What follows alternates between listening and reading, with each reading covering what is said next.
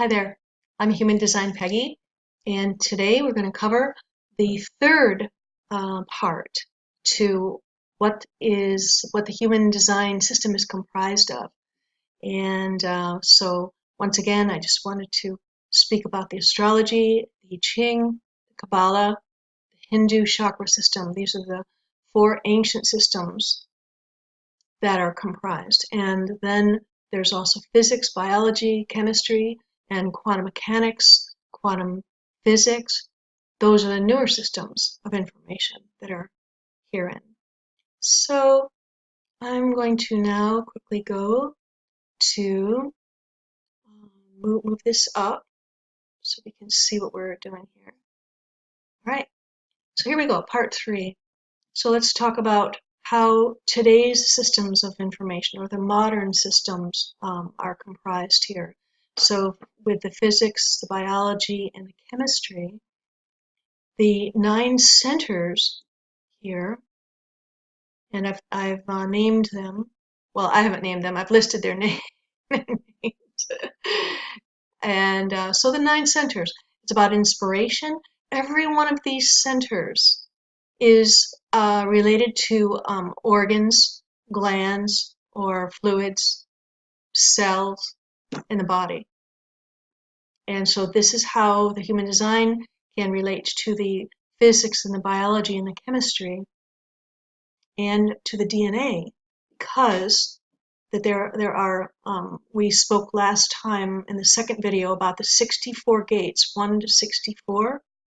And all of these 64 gates relate to 64 codons of DNA that create histamines and hormones, and then those hormones can cause us to feel a certain way and think a certain way, and cause us to eat and move our bodies differently.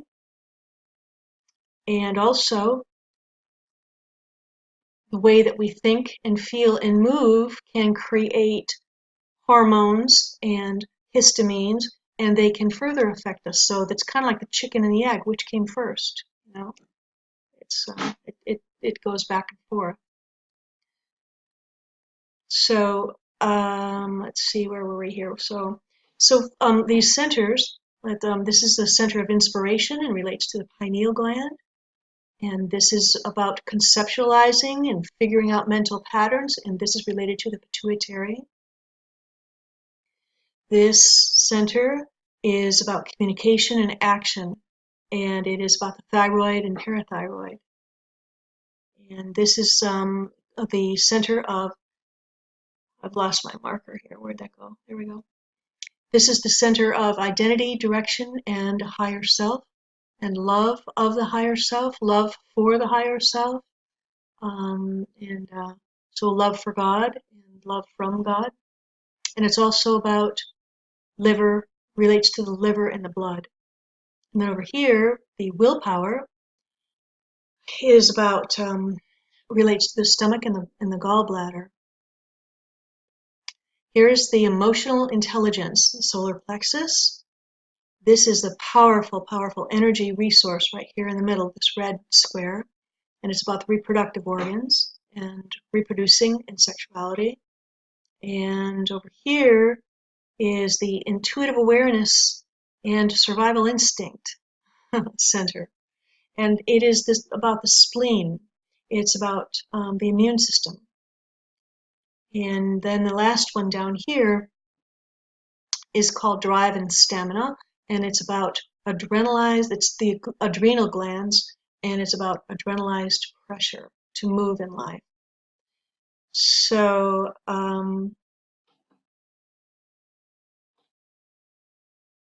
so now I want to skip to this next slide here.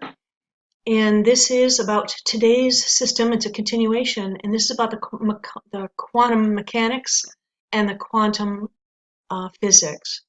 So let me move this down here so we are not blocked. And okay, so quantum mechanics is a branch of physics which is the fundamental theory of nature at the small scale and small energy levels of atoms and subatomic particles and neutrinos. In 1987, Ra, the founder of this human design system, said that neutrinos were particles carrying mass, and that everything those neutrinos passed through on their way through the solar system, through the universes, everything they passed through, exploded stars, distant stars, planets and suns, and our own sun, they left an imprint on whatever they passed through, and they picked up imprinting from whatever they passed through.